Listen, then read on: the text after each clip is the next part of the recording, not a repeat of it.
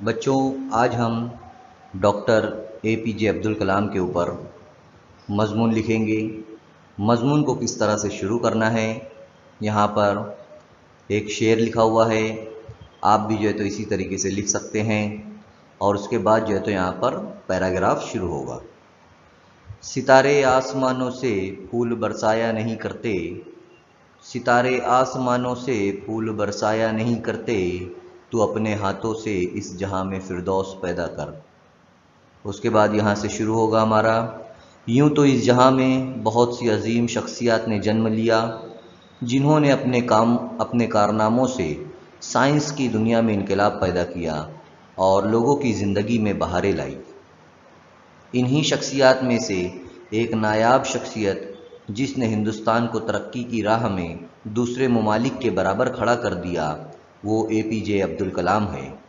اے پی جے عبد الکلام 15 اکتوبر 1931 کو رامیشورم میں پیدا ہوئے۔ یہاں ہمیں اس طرح سے پیراگراف شروع کرنا ہے، وہ عظیم شخصیت جو ایک کامیاب سائنسداں، میزائل مین کے ساتھ ساتھ ایک بہتر انسان بھی تھے، جنہوں نے ہمیشہ ان کے بعد اس دیش کو سنوارنے والی نسل کو اپنے تجربات، علم و فہم سے سرفراز کیا۔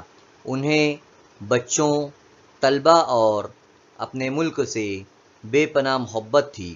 ان کا خواب تھا کہ ہندوستان بھی دوسرے ملکوں کی طرح سائنس و ٹیکنالوجی، صحت عامہ، زراعت اور تعلیم جیسے شعبے میں خوب ترقی کرے اور اس ملک سے غریبی کا خاتمہ ہو۔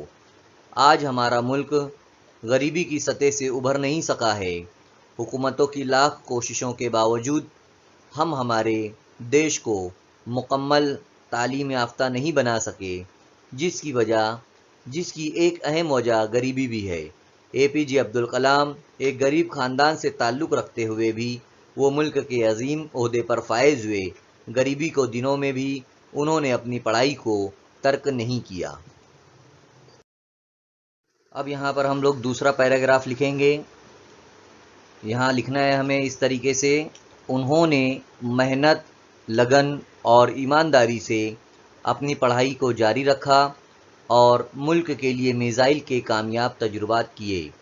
ساتھ ہی ساتھ انہوں نے ملک میں سائنس و ٹیکنالوجی کا ایک نئے باب کی شروعات کی۔ وہ ملک کے صدر جمہوریہ بھی رہے۔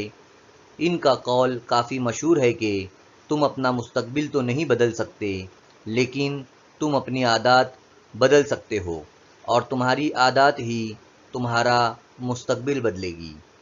یہاں پھر پیراگراف شروع ہوگا، اے پی جے عبد الکلام سماج کے غریب، کمزور لوگوں کے لیے ایک نمونہ بن کر آئے کہ وہ بھی محنت، لگن اور ایمانداری سے آگے بڑھ سکتے ہیں۔ ہمیں بھی یہ عزم کرنا چاہیے کہ ہم اسی طرح دل و جان سے محنت کر کے اپنے ملک اور قوم کی خدمت کریں۔ 27 جولائی 2015 کو شیلانگ، میگھالیہ میں ایک تعلیمی تقریب میں ان کا انتقال ہوا۔